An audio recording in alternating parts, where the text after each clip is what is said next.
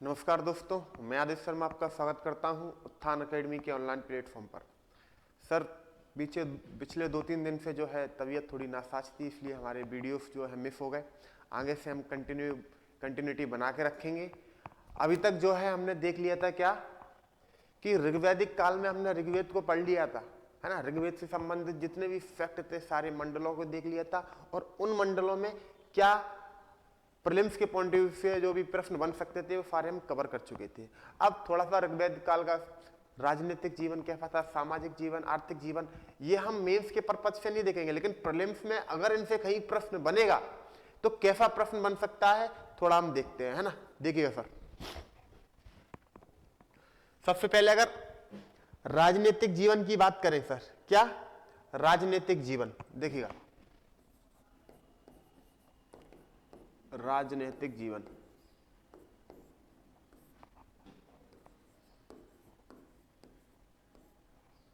तो याद रखिएगा प्रश्न प्रीलिम्स में नॉर्मली पूछ लिया जाएगा कि आपसे कि ये जो राजा था वो कैसा था सर, वंशानुगत था या चयनित था।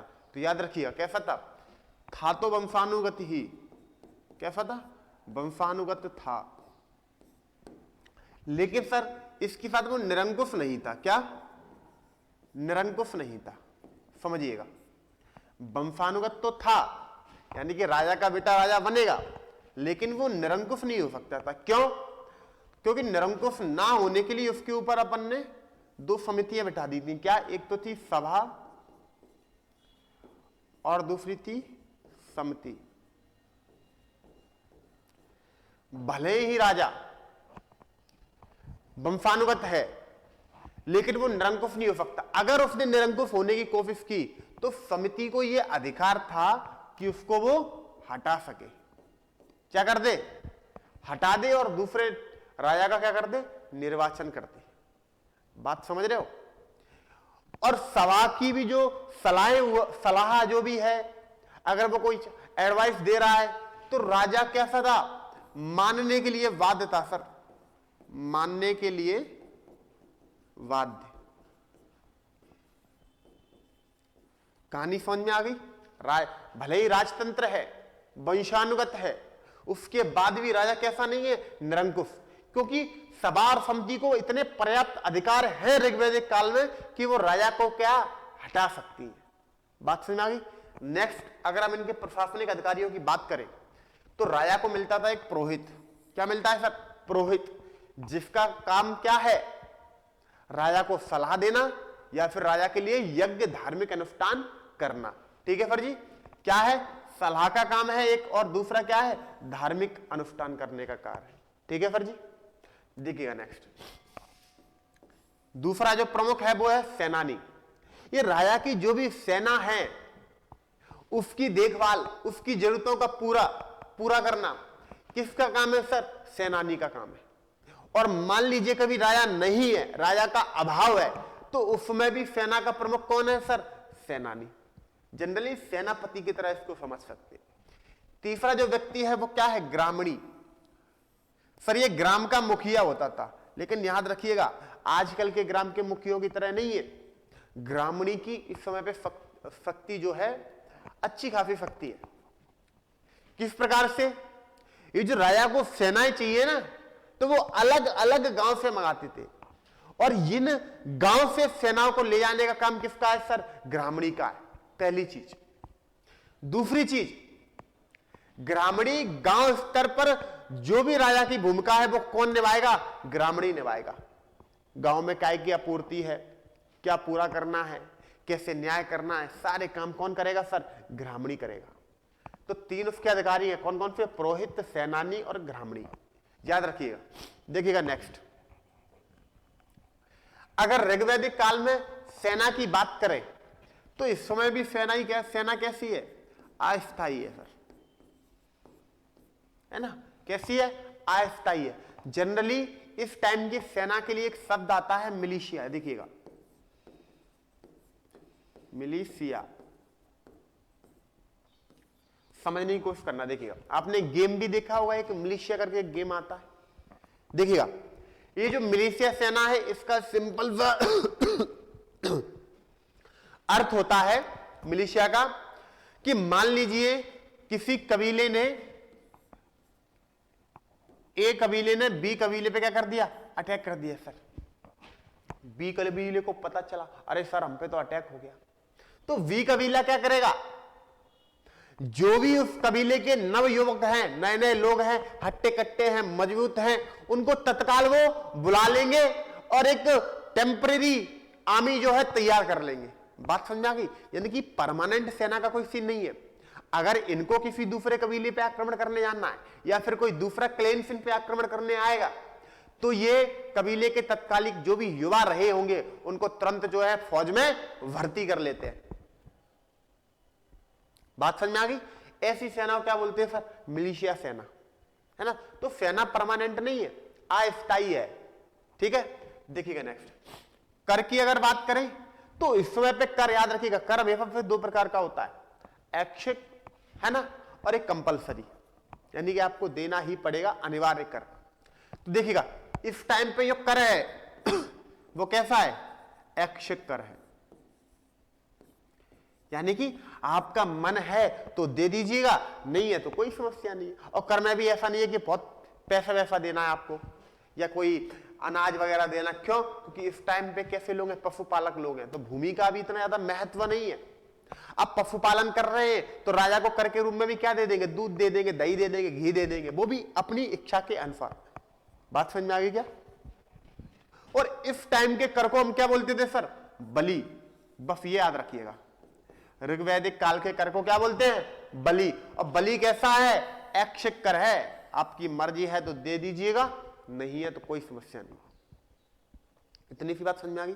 नेक्स्ट देखिएगा, इस समय पे सभा, समिति और विदत का, विदत है सॉरी, ये क्या है, विदत, इनका थोड़ा सा रोल है।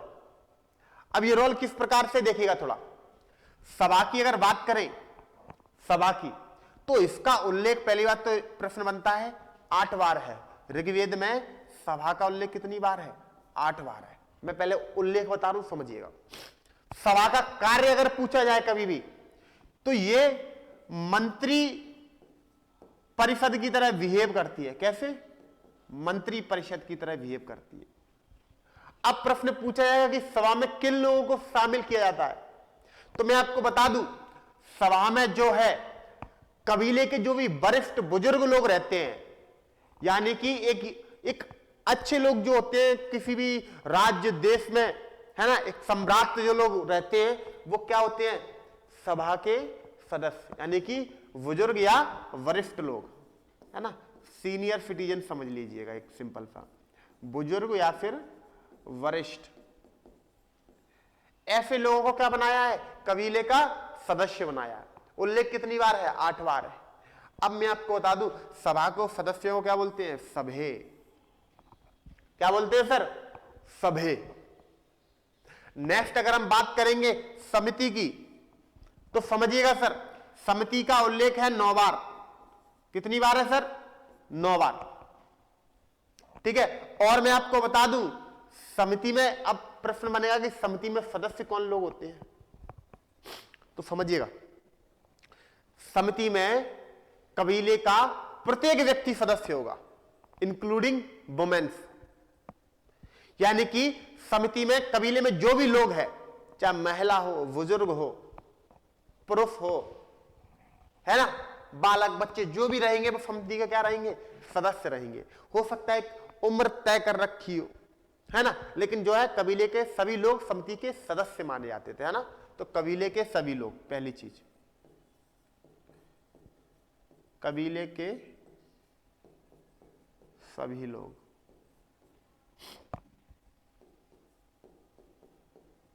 अच्छा, ये सभा में एक बात याद रखिएगा, इसका अगर कभी कार्य पूछ लिया जाए तो कार्य बता देना। कार्य सभा का या तो न्याय करना है, क्या न्याय करना है, और या फिर फर्जी क्या, देखिएगा, न्याय करना है, और दूसरा राजा को सलाह देना। ठीक है, राजा को सलाह कौन देगा, सभा वाले देंगे। न्याय वगैरह कौन करेंगे, सभा वाले करेंगे। ये कार्य भी याद रखिएगा, पूछ लेते हैं। तो कबीले के सभी लोग इसके सदस्य हो गए। और अगर अगली बात करें फिर इसका प्रश्न बनेगा कि इसका कार्य क्या है।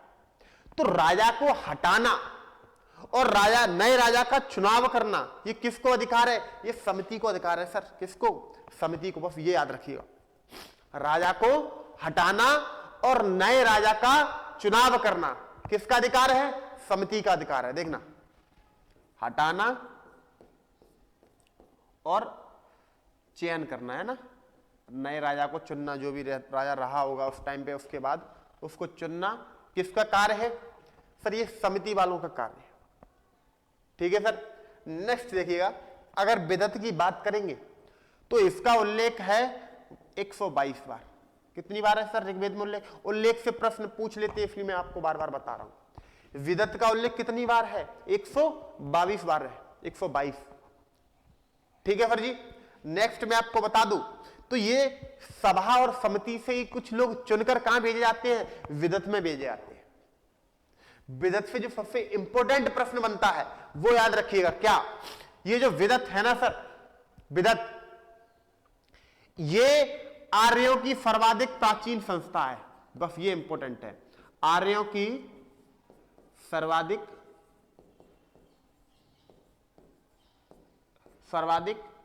प्राचीन संस्था, प्राचीन संस्था। विदत का क्या कार्य है? विदत क्या है?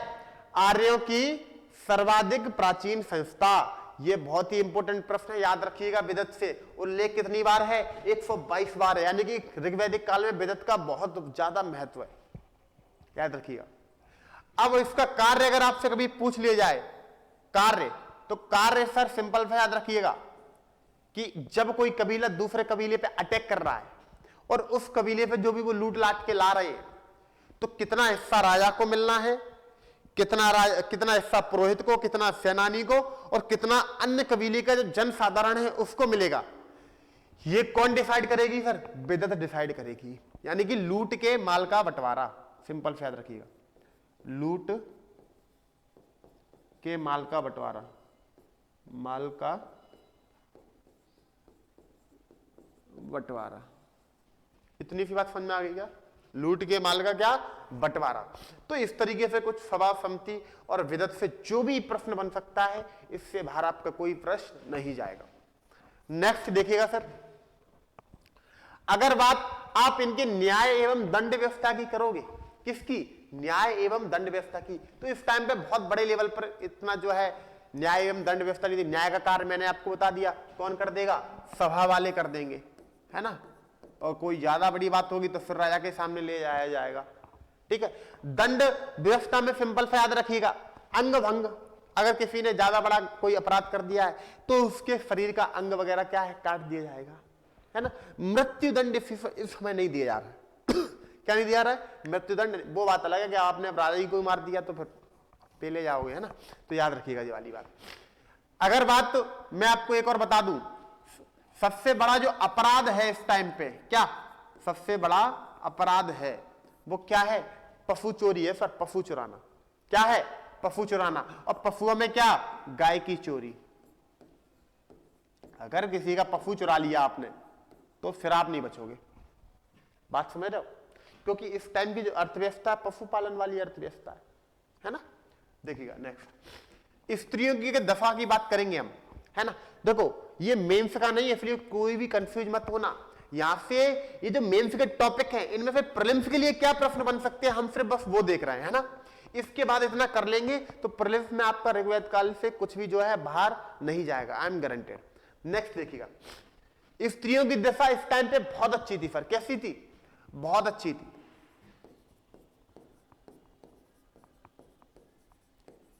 इनफैक्ट ऋग्वेद में स्त्रियों के लिए एक शब्द दिया है, क्या? जायदस्तम। क्या दिया है सर?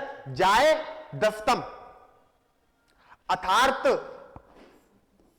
स्त्री है तो घर है, तो घर है। मतलब ऋग्वेद में स्त्री के बिना तो घर की कल्पना भी नहीं की गई है सर। स्त्रियों को सभा में अधिकार है, समिति में अधिकार है। स्त्री अपने पतियों के साथ बैठकर यज्ञ कर सकती है, शिक्षा ले सकती है ना। उनको अपना पति चुनने का अधिकार है। क्या बोला है फिर उनको? जाय दस्तम। स्त्रियां एज ए मदर बहुत ज्यादा रेस्पेक्टेड है, एज ए सिस्टर बहुत ज्यादा रेस्पेक्ट है, एज ए वाइफ बहुत ज्यादा रेस्पेक्टेड है। तो ऋग्वेद काल में इनफॉर्ट आप इतना समझिएगा कि स्त्रियों की दशा बहुत ही अच्छी है, ठीक है। और स्त्रियों क्या बोला गया है? जाय दस्तम, अर्थात स्त्री है तो घर है, या स्त्री ही घर की क्या है? गृह स्वामिनी है। इतनी सी बात समझ में आ गई। नेक्स्ट देखिएगा, इस टाइम की कुछ विदुषियां जो महिलाएं, जो भी इंटेलेक्चुअल्स वुमेन्स रही होंगी, किसकी?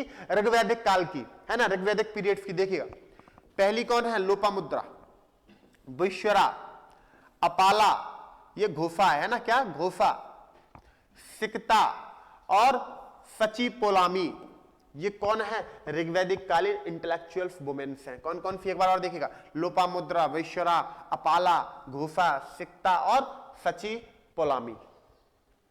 अगर बात करेंगे, शब्द आप बार बार सुनते हो क्या? अमाजू, एक शब्द बार बार आपने सुना होगा, क्या? अमाजू। तो अमाजू वो स्त्रियां हैं जो आजीवन अर्थात पूरे जीवन में विवाह नहीं करती सर, है ना, यानी कि ऐसी स्त्रियां जो जीवन भर विवाह ना करे, वो कौन है? अमाजू है। वो अपना जीवन किसी भगवान या फिर समाज को क्या समर्पित कर देती है। एनिमल्स लवर्स टाइप लोग हैं ये, है ना। तो अमाजू कौन सी है ना, आजीवन अविवाहित रहने वाली स्त्री, है ना, अविवाहित स्त्री कौन है सर? अमाजू। इतना सा समझ में आ रहा है क्या? नेक्स्ट देखिएगा, अब इस टाइम के हमने राजनीतिक भी जीवन देखा, उसमें हमने प्रशासन, सेना वगैरह देख लिया। उसके बाद फिर हमने सामाजिक जीवन भी थोड़ा बहुत देख लिया। खान पान में मैं आपको बता दूं, इनफॉर्ट सिंपल सा, है ना, इनका जो आर्यों का सर्वाधिक जो समाज में थोड़ा और देखिएगा, सर्वाधिक जो पेय पदार्थ यानी कि ड्रिंक अगर वो कोई भी पसंद करते हैं तो आपको पता है क्या पिएंगे? सोमरस पिएंगे, है ना। फिर प्रश्न बनेगा कि सोमरस या सोम देवता को कौन सा ऋग्वेद का मंडल समर्पित है? तो नवा मंडल समर्पित है, ठीक है सर जी। नेक्स्ट याद रखिएगा, खाने पीने में आपको बता दूं, जौ, है ना, जिसको यव बोला गया है ना, ये सारी चीजें क्या है? खाते पीते हैं ये लोग। और मैं आपको बता दूं सर, याद रखिएगा, एक इनका जो सर्वाधिक प्रिय भोजन है वो क्या है? क्षीरप कोदन, क्षीरप कोदन। इसको फिर खीर बोलते हैं, क्या? खीर। खीर को इन्होंने क्या बोला है? क्षीरप कोदन। पे में क्या पिएंगे? सोमरस पिएंगे। खाएंगे तो क्या खाएंगे? क्षीरप कोदन, खीर खाएंगे। और बाकी तो फिर जो भी है आपका जौ वगैरह, है ना, गेहूं वगैरह, गोधूम जिसको बोलते हैं, ब्रीही चावल वगैरह का क्या है? ग्रहण करते रहते हैं। नेक्स्ट देखिएगा, देवताओं की श्रेणी देखो, तो इस टाइम पे भी देवताओं कितने? 33 कोटि देवताओं का उल्लेख है। कितना? 33 कोटि, 33 कोटि देवता। बहुत लोगों का कंफ्यूजन, 33 कोटि, कोटि का मीन तो फिर करोड़ होता है, क्या? करोड़ होता है। तो क्या सर 33 करोड़ देवता है? अरे नहीं सर, कोटि का मतलब एक प्रकार भी होता है। क्या होता है? प्रकार, यानी कि 33 प्रकार के देवता हैं। परेशान मत होइएगा, हम सिर्फ 3 प्रकार के पढ़ेंगे, ठीक है सर। प्रकार समझिएगा, जैसे एक है आकाशवासी, तो एक प्रकार हो गया। मैं कह दूं पृथ्वीवासी, दूसरा प्रकार हो गया। अंतरिक्षवासी, तीसरा प्रकार हो गया, है ना। तो ये पाताल लोकवासी चौथा। तो ये क्या है? अलग अलग प्रकार है। ऐसे ही 33 प्रकार के देवता, ऋग्वैदिक काल में 33 प्रकार के देवताओं का उल्लेख है, ठीक है। अब इस टाइम पे जो प्रीलिम्स में जो देवता से जो भी इनके डेवोटीज रहे होंगे, उनसे जो भी प्रश्न बन जाता है वो हम देख लेते हैं, ठीक है सर। नेक्स्ट देखिएगा देखो, धौ देवता क्या है? ये धौ देवता, इनसे प्रश्न क्या बनता है ये देखिएगा। ये सबसे पहले तो आर्यों के प्राचीन देवता हैं, आर्यों के सर्वाधिक प्राचीन देवता। सर्वाधिक प्राचीन संस्था हम पढ़ के आए थे, क्या थी बताइए? विदत, जिसका 122 बार उल्लेख है। धौ देवता आर्यों के सर्वाधिक प्राचीन देवता है, सर्वाधिक प्राचीन देवता है ना। पहला फैक्ट याद रखिएगा। और मैं बता दूं आपको, इनको देवताओं का पिता कहा जाता है। क्या? देवताओं का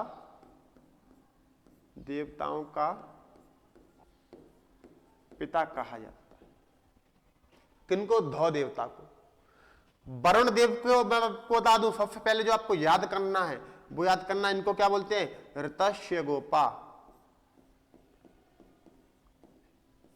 क्या बोला जाता है इनको? ऋतस्य गोपा। अब बहुत बार लोग कंफ्यूज रहते हैं, ऋतस्य गोपा मतलब है ऋतुओं पे नियंत्रण करने वाला देवता वरुण देव। नहीं सर, ऋतस्य का मतलब है यहां पर क्या? नैतिक क्रियाकलापों से, यानी कि आर्यों के अंदर ये जो मोरालिटीज है, ये जो नैतिकता है, अच्छे गुण हैं, सदाचार है, इसका संरक्षण, इसका नियामक कौन है? तो वरुण देव है। आर्यों के अंदर नैतिकता बनी रहे, इसका कार्य किसका है? वरुण देव का कार्य है ना। तो नैतिकता है ना, नैतिकता से संबंधित, याद रखिएगा। और आपको पता ही है समुद्र के देवता भी कहते हैं वरुण देव को। क्या बोलते हैं? समुद्र का देवता, है ना, समुद्र।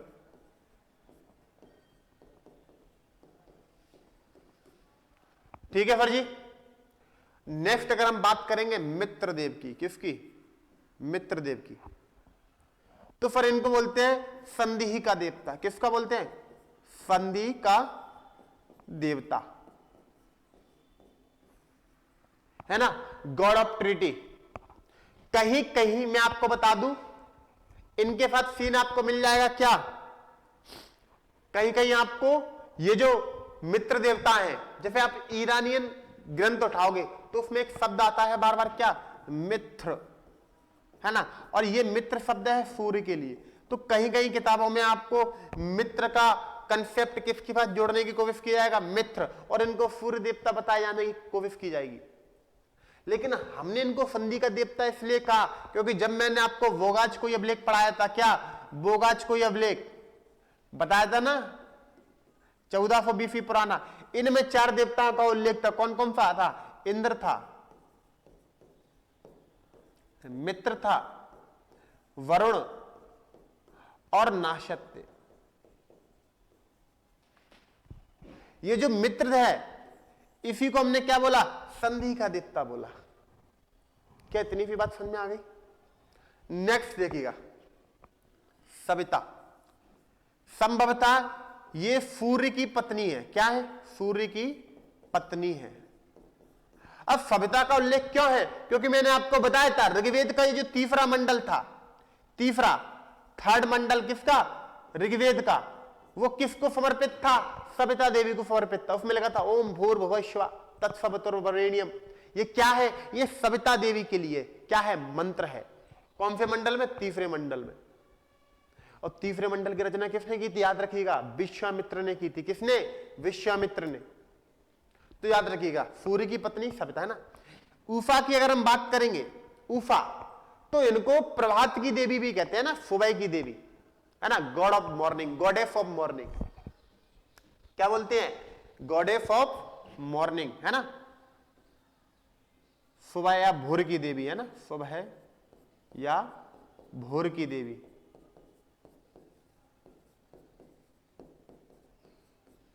इतनी सी बात समझ आ गई क्या? नेक्स्ट अगर हम बात करेंगे अश्विनी देव की, तो इनको संकट का देवता कहते हैं। किस क्या कहते हैं?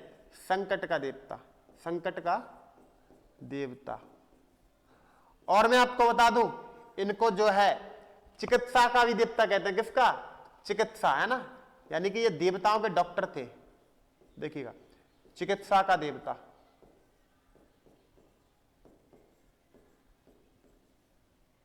ठीक है सर जी। चिकित्सा का देवता किसको बोलते हैं? अश्विनी देव को बोलते हैं। सर ऋग्वेद में कहा गया कि भुज नामक एक व्यापारी एक बार समुद्र में जाता है।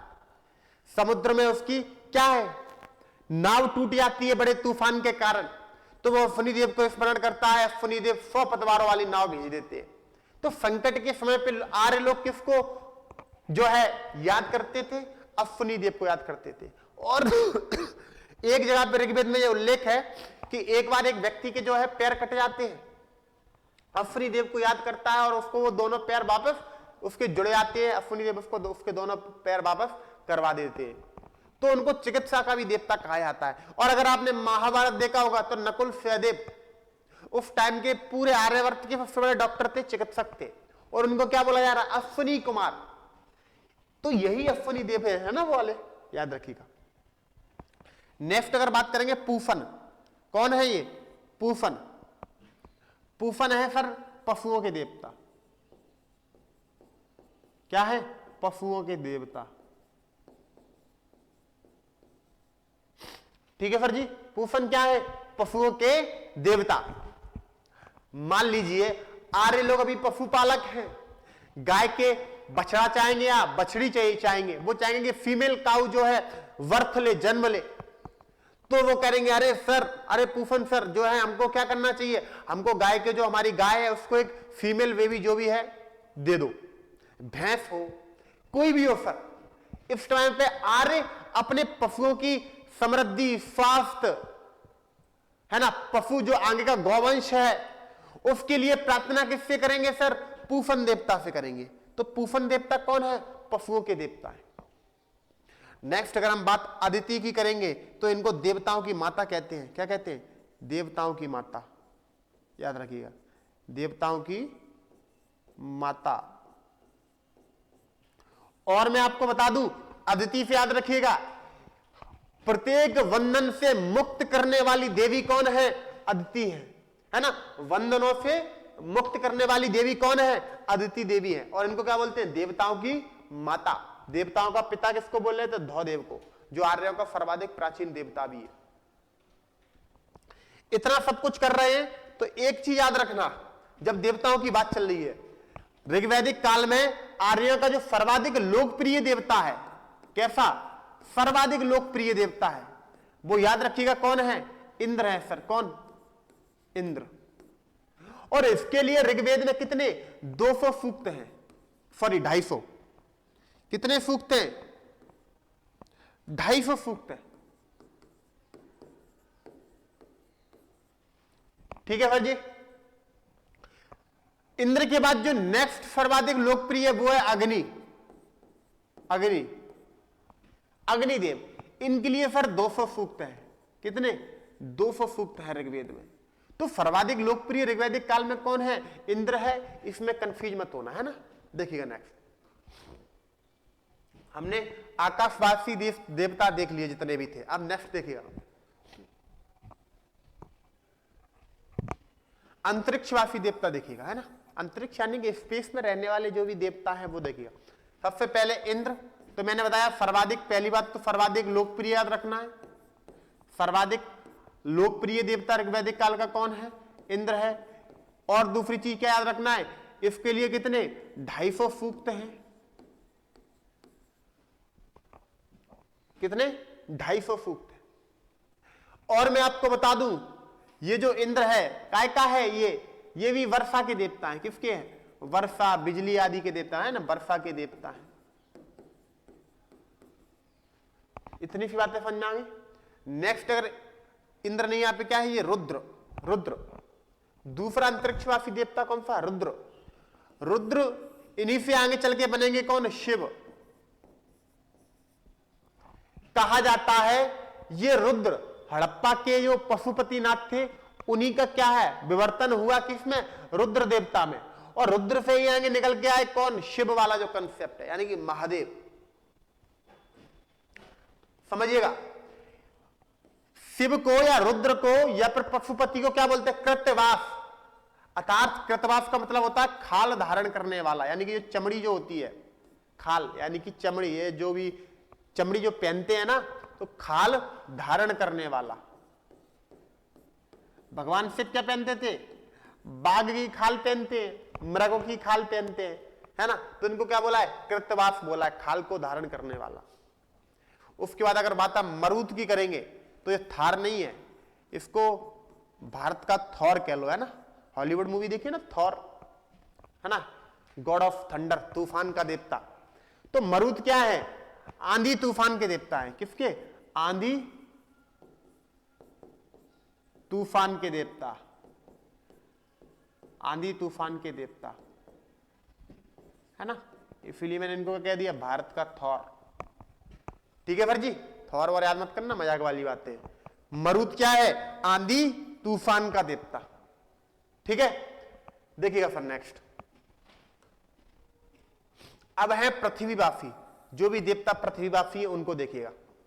अगर बात अग्नि की करेंगे तो मैंने बताया था ऋग्वैदिक काल का दूसरा महत्वपूर्ण देवता, और इसके लिए कितने 200 सूक्त हैं। इसको मध्यस्थता का देवता कहते हैं। किसका? मध्यस्थता, मध्यस्थता का देवता। मध्यस्थता का देवता अर्थात आपने देखा होगा गांव लेवल पर आज भी जो यज्ञ हवन जो छोटे मोटे होते हैं, क्या करते हैं? एक यज्ञ अग्नि जल रही है, यज्ञ वेदिका बनी है, उससे क्या करेंगे? ओम पृथ्वी देवाय नमः, और यज्ञ में डाल दिया, अग्नि में डाल दिया, है ना। और वहां से हमने ये मान लिया कि अब ये कहां? पृथ्वी देवता को चला गया। डाला तो फिर हमने किस में है? अग्नि में, है ना। तो अग्नि क्या कर रही है? पृथ्वी देवता और यज्ञ को करने वाले जो भी आहुति दे रहा है उसके बीच में क्या कर रही है? मध्यस्थता कर रही है। तो ऐसे ये जो अग्नि देवता है ना, मानव और ईश्वर के बीच में क्या करेगी? मध्यस्थता करेगी। कौन करेगा? अग्निदेव करेगा। मान लीजिए इंद्र को आपको कुछ भेजना है, विष्णु को, शिव को कुछ भेजना है, तो हम कहते हैं ओम विष्णु आय नमः, आग में डाल दिया, अग्नि देवता कहां ले जाएंगे? उसको विष्णु भगवान को देने के लिए भेज देंगे। तो मध्यस्थता का देवता कौन है सर? अग्निदेव। अगर बात सोम देवता की करेंगे तो ये आर्यों का हर्षोल्लास का देवता है। मैंने आपको बताया जो सोम वनस्पति, जो सोम रस है, उसका संरक्षक कौन है? सोम देवता। जब आर्य बहुत ज्यादा खुश होते हैं तो क्या पिएंगे? सोम पान करेंगे। तो उस टाइम पे जिस देवता की पूजा करेंगे वो कौन है? वो सोम देवता है। कौन है? सोम देवता। इसके बाद अगर बृहस्पति की करेंगे बात तो इनको देवताओं का गुरु कहते हैं। क्या कहते हैं? देवताओं का गुरु। बृहस्पति को क्या कहते हैं? देवताओं का गुरु। नेक्स्ट अगर सरस्वती की बात करेंगे तो इनको वाणी की देवी कहते हैं। क्या कहते हैं? वाणी की देवी। वाणी की देवी, ठीक है सर जी। वाणी की देवी किसको कहते हैं? सरस्वती को बोलते हैं, है ना। बृहस्पति क्या है? देवताओं के गुरु है। जैसे दैत्यों के गुरु कौन है? शुक्राचार्य, वैसे बृहस्पति क्या है? देवताओं के गुरु है। तो ये तीनों कैटेगरी हमारी फुलफिल हो गई। देखिएगा फिर पहले हमने आकाशवासी देवता पढ़े और उनसे जो भी प्रश्न बन सकता है प्रीलिम्स में वो सारे प्रश्न देखे। उसके बाद फिर हमने देखिएगा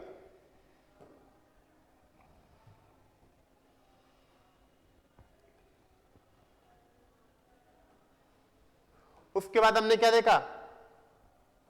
अंतरिक्षवासी देवता देखे, है ना। उसके बाद पृथ्वीवासी देखे। तो ये हमारा जो धार्मिक जीवन जो भी आ रहा है इससे कंप्लीट हो जाएगा, है ना। देखिएगा इसके बाद ऋग्वेद में कुछ लोगों का बार बार उल्लेख आया है। तो सर्वाधिक अगर कभी प्रश्न पूछा जाएगा ऋग्वेद में सर्वाधिक बार उल्लेख किसका आया है तो बता देना किसका आया है? पिता का आया है 335 बार, 335 बार सर्वाधिक बार उल्लेख ऋग्वेद में किसका आया है? पिता का आया है सर,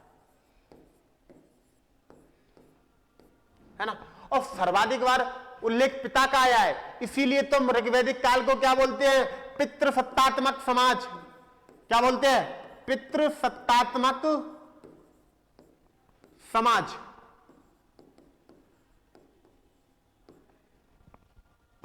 यानी कि जिस टाइम पे पापा लोगों की चलती है, जैसे आज का टाइम देखो, अब तो फिर भी पर्दे के पीछे से माताएं लोग जो है अपने डिसीजन थोपती रहती है पापा लोगों पे, लेकिन ऋग्वैदिक काल में क्या था? घर के जो भी इंपोर्टेंट डिसीजन है वो कौन लेगा? पापा लेगा, पिता लेगा। इसलिए इसको समाज को क्या बोल रहे हैं? पितृसत्तात्मक समाज बोल रहे हैं, ठीक है। बट नेक्स्ट देखिएगा, माता का उल्लेख अगर पूछा जाए तो कितनी बार है? 234। 335 बार पिता और माता 234 बार। इंद्र बता दिया 250 बार, अग्नि बता दिया 200 बार। गाय याद रखिएगा, गाय, गाय कितनी बार है? 176 बार। कितना? 176 बार गाय का उल्लेख है। उसके बाद अगर बात ब्राह्मण की करेंगे तो 15 बार, क्षत्रिय 9 बार, वैश्य 1 बार। ऋग्वेद में शूद्र का कोई उल्लेख है ही नहीं है, यानी कि शूद्र जैसी कोई चीज थी नहीं। जितने भी आर्य लोग थे या तो वो क्षत्रिय हो सकते थे, या तो वो ब्राह्मण हो सकते थे, या फिर वैश्य हो सकते थे, है ना। शूद्र जैसा तो कुछ था ही नहीं। आगे उत्तर वैदिक काल में हम जबरदस्ती अपने ही भाइयों को क्या बना देंगे? शूद्र बना देंगे। जो कवि हमारे साथ थे, हमारे थे, उन्हीं को हमने क्या बना दिया? शूद्र बना दिया। कब? उत्तर वैदिक काल में। ऋग्वैदिक काल में शूद्र या फिर कोई धारणा है ही नहीं है। वो बोल रहे हैं कोई भी हो, अगर वो हिंदू है, वो आर्य है, तो वो दुनिया का सर्वाधिक श्रेष्ठ व्यक्ति है। लेकिन कालांतर में हम देखेंगे कि हमने हमारे भाइयों को क्या बना दिया? निकृष्ट, नीच, शूद्र आदि नामों से उनको पुकारे जाने लगा, कहा जाने लगा। ठीक है सर। नेक्स्ट देखिएगा, अश्व की अगर बात करेंगे, घोड़ा, तो कितना है? 215। याद रखिएगा, आर्यों का सर्वाधिक प्रिय पशु, आर्यों का सर्वाधिक क्या है? प्रिय पशु क्या है? घोड़ा, अश्व। जैसे आज के टाइम के लड़कों को जो सर्वाधिक प्रिय क्या है? अपनी वाइफ, तो ऐसे ही आर्यों का सर्वाधिक प्रिय पशु क्या है? घोड़ा, है ना, प्रिय पशु है। लेकिन जब हमने गाय को पढ़ा, किसको? गाय, तो ये क्या है? सर्वाधिक पूज्य पशु। अगर पूजनीय कोई सर्वाधिक पशु है तो क्या है? गाय है सर, और इसका उल्लेख 176 बार है। वैसे ही अगर घोड़े की बात करेंगे, अश्व की बात करेंगे सर, तो ये आर्यों का सर्वाधिक प्रिय पशु है, और इसका उल्लेख कितनी बार है? 215 बार। ठीक है। नेक्स्ट बात करते हैं विदथ। बता चुका था मैं 122 बार, समिति बता दी थी 9 बार, और सवा 8 बार। तो ऋग्वेद के उल्लेख से जितने भी आपसे प्रश्न बन सकते हैं वो हमने इतने सारे देख लिए। नेक्स्ट हम कुछ शब्दावलियां और देखेंगे सर। देखिएगा, गवष्टि, एक शब्द आया है क्या? गवष्टि। आखिर में गवष्टि शब्द क्या उल्लेख किया गया है?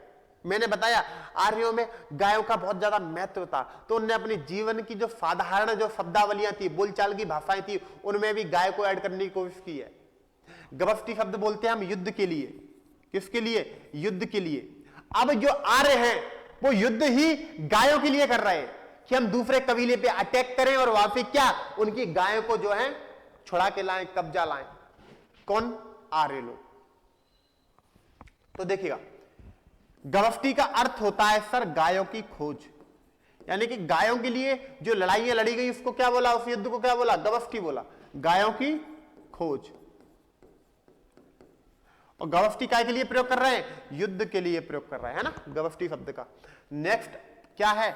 अघन्या। क्या है ये? अघन्या। अगर अघन्या की हम बात करें, अघन्या, तो अघन्या क्या अर्थ होता है? ना मारे जाने योग्य, ना मारे जाने योग्य। और अघन्या शब्द प्रयोग करते थे किसके लिए? गाय के लिए। गाय को हम इतना पूज्य और पवित्र मानते हैं कि आर्यों ने सिंपल सा कह दिया गाय तो क्या है? अघन्या है, गाय को तो मारा ही नहीं जा सकता। देखिएगा नेक्स्ट, गोहंता। क्या? गोहंता। ये गोहंता शब्द है जो भी इनके मेहमान या फिर अतिथि, जो अतिथि है उनके लिए एक शब्द आता है क्या? गोहंता। अब गोहंता का मतलब क्या है? देखिए कहीं कहीं किताबों आपको बता देंगे कि आर्य के घर पे जब उनका अतिथि था तो उनका मेहमान आता था, तब जो है आर्य उसके लिए गाय का मांस परोसते थे। ये लिखने वाले हैं, ये वामपंथी हैं, है ना, ये एंटी नेशनलिस्ट हिस्टोरियन है। उन्होंने हमारे धर्म, हमारी संस्कृति को बिगाड़ने के लिए ऐसी ऐसी बातें लिख दी कि ये बर्दाश्त के बाहर है। आज इंसान शायद है कि मुंह से बोलना भी इस चीज को गवारा करे कि हम गाय का मांस खा सकते हैं, और इन्होंने सिंपल सा लिख दिया क्या कि आर्य तो गायों का मांस खाते थे, हिंदू तो गायों का मांस खाते थे, और उसका आधार दे दिया क्या कि उनके जो मेहमान है उनको क्या बोल रहे हैं? गोहंता बोल रहे हैं, गायों का हनन करने वाला। सर नहीं, अतिथि देवो भवा, अतिथि भगवान है, और भगवान को हमने गाय से ऊपर स्थान दे दिया। यानी कि मेहमान जब आता था, मेहमान का जो सम्मान था वो गाय से ज्यादा था, यानी कि मेहमान को गाय से ऊपर रखा। इसीलिए उसको क्या बोला? गोहंता, जिसने गाय के स्थान का क्या कर लिया? गाय के सम्मान का क्या कर लिया? हनन कर लिया, वो क्या है? गोहंता। एक तरफ तो आप जस्ट ऊपर बता रहे कि अगन्या, ना मारे जाने योग्य गाय, नीचे ही बता दी कि गाय को मारा जाता है। अरे सीधे शब्दों में बोला जा रहा है क्या, अगन्या, जिसको मारा ही नहीं जा सकता किसी के लिए, वो क्या है, गाय है सर। देखिएगा नेक्स्ट, है ना। तो गो अंता किसको बोल रहे हैं, अतिथि को बोल रहे हैं, है ना। इतिहासकार हैं, लिखते रहते हैं। दोहिता, दोहिता का मतलब है पुत्री। पुत्री को क्या बोलते हैं सर, दोहिता। क्या बोलते हैं पुत्री को, दोहिता।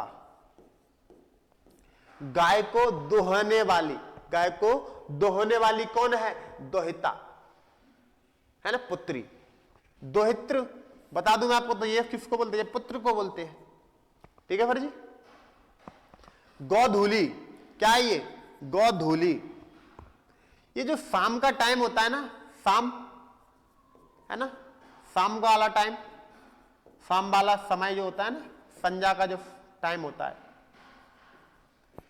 जब गाय कब वापस लौट के आती है, शाम को आती है ना। गांव में अगर आपने कभी देखा हो, गाय भैंस अगर कोई चराने जाता है तो शाम के टाइम पे वापस आते हैं। कृष्ण भगवान है, गोकुल से गाय चराने जा रहे हैं वृंदावन में, तो कब लौट के आ रहे हैं सर, शाम को लौट के आ रहे हैं। तो गांव के आने का समय क्या बोला, गोधूली। और जिस समय गांव शाम को लौट के आती है तो धूली उठती है, धूल उठती है, नीचे चलती है। तो गोधूली किसके लिए, शाम के समय को। ठीक है। और भी कुछ नाम है, देखिएगा, जैसे गवयतु, क्या है, गवयतु। ये दूरी मापने का समय है, दूरी मापने का समय। यही तो चीज दिखाती है कि गाय की कितनी ज्यादा इंपॉर्टेंस है। ज्यादातर जो आर्यों की जीवन की जो दैनिक शब्दावलियां हैं वो गायों के ऊपर ही रखी गई है ना। तो गवयतु क्या है, दूरी मापने का, दूरी मापने की इकाई है, सॉरी, है ना। क्या है ये, इकाई, कि गाय कितनी दूरी तक गई है तो उसको बोलेंगे गवयतु, कितने गवयतु तक आप गए हुए हैं ना। देखिएगा नेक्स्ट लिखा है, सॉरी, इसमें ना गवयतु बता दिया मैंने। बैकनॉट किसको बोलते हैं, बैकनॉट सूदखोर को बोलते हैं। सूदखोर जो महाजन, ब्याज खाने वाले, है ना, कर्ज पे जो पैसे देते हैं, है ना, उधार ब्याज के लिए, वो कौन होते हैं, सूदखोर। लांगल सर, ये हल को बोलते हैं, किसको, हल, जो भी प्लस, जो भी हल होता है ना, खेत को जोतने वाला, उसको क्या बोलते हैं, लांगल। अगर बात सीता की करेंगे तो हल के द्वारा ये जो नालियां बन जाती है ना, जब हल ऐसे चल रहा है तो ये नालियां ये जो बन के आ रही है, इसको क्या बोलेंगे सर, इसको सीता बोलेंगे। हल द्वारा निर्मित नालियां, हल द्वारा निर्मित नालियां, खेत में ये जो नालियां बन जाती है ना। माता सीता भी जनक को, जो है उनके पिताजी जनक, उनको कहा एक खेत की नाली, ये जो हल जोत रहे थे उस टाइम पे मिली, तो उनका नाम क्या रख दिया, सीता रख दिया, है ना। यही कारण है। देखिएगा नेक्स्ट, अगर बात आप करीफ की करोगे, करीफ, तो करीफ बोलते हैं गोबर की खाद को। किसको बोल रहा है, गोबर की खाद को। और मैं आपको बता दूं, अभी मैं आगे पढ़ाऊंगा, करीफ का उल्लेख किसमें है, तो याद रखिए किसमें है, अथर्ववेद में। अभी आगे पढ़ेंगे, है ना, इसको अथर्ववेद में, है ना। करीफ क्या है, गोबर की खाद। नेक्स्ट समझिएगा, उर्वरा, सॉरी, सबसे पहले देखो खिल। खिल क्या है, तो खिल चारागाह लायक जो भूमि होती है, चारागाह के लिए, है ना, चारागाह जो भूमि है, यानी कि जहां पे आर्य अपनी गायों वगैरह को चरा सकते हैं, चारागाह भूमि, उसको क्या बोला है, खिल बोला है ना। जो पास्चर्स एरिया जो होते हैं, जिन पे चारागाह जो होती है, उनको क्या बोला है, खिल। ठीक है सर। नेक्स्ट देखिएगा क्या, उर्वरा, है ना। कृषि योग्य जो भूमि होती है, यहां पर खेती करते हैं, कृषि योग्य जो भूमि होती है, इसको क्या बोला है, उर्वरा बोला है सर। और मैं आपको बता दूं, एक क्या है, कुल्या। कुल्या, इस सर जो नहर होती है ना, नहर जिससे पानी, नहर जो रहती है, कैनाल, वो क्या है, कुल्या। बड़ी नहर को कुल्या बोलते हैं। निष्क सर, निष्क क्या है, सोने के सिक्के, सिंपल याद रखना, सोने के सिक्के।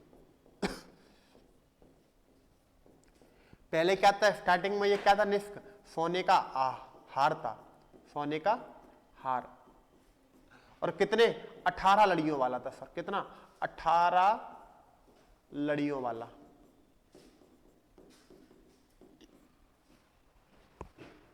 लड़ियों वाला। कालांतर में इसी की लड़ियों में फिर ये जो सिक्के निकले, उनको हम क्या, एज ए करेंसी यूज करने लगे, निफ्ट के रूप में यूज करने लगे। ठीक है सर, नेक्स्ट देखिएगा, बास आ रही है जो ऊपर कमर के ऊपर वाले जो कपड़े हैं, जैसे आज मैं ये हुड पहना, ये क्या है, मेरा बास है। ठीक है, तो कमर के ऊपर वाले कपड़े है ना, कमर के ऊपर वाले कपड़े। फिर प्रश्न बनेगा अधिवास क्या है, तो याद रखिए कमर के नीचे वाले कपड़े, जो पैंट वगैरह पहनते हैं ना, कमर के नीचे वाले कपड़े। फिर प्रश्न बनेगा उफड़ीस, उफड़ीस याद रखना पगड़ी को बोलते हैं, किसको बोलते हैं, पगड़ी। ये जो पगड़ी लगाते हैं ना पग, उसको क्या बोलते हैं, उफड़ीस बोलते हैं। क्या बोलते हैं, उफड़ीस। देखिएगा नेक्स्ट, नेक्स्ट क्या है, नीवी। नीवी सिंपल सा याद रखिएगा, नीवी बोलते हैं अंतः वस्त्र, जो आपके अंडर गारमेंट्स जो रहते हैं, है ना, अंडर गारमेंट है ना, कपड़ों के अंदर ये जो कपड़े आप पहनते हो वो क्या है, नीवी है। ठीक है फिर, तो इतना आज हमने देख लिया। इसके साथ जो हमारा ऋग्वैदिक काल खत्म हो गया, कल हम उत्तर वैदिक काल स्टार्ट करेंगे, उसमें हम अन्य जो 3 वेद हैं उनको पढ़ेंगे। धन्यवाद।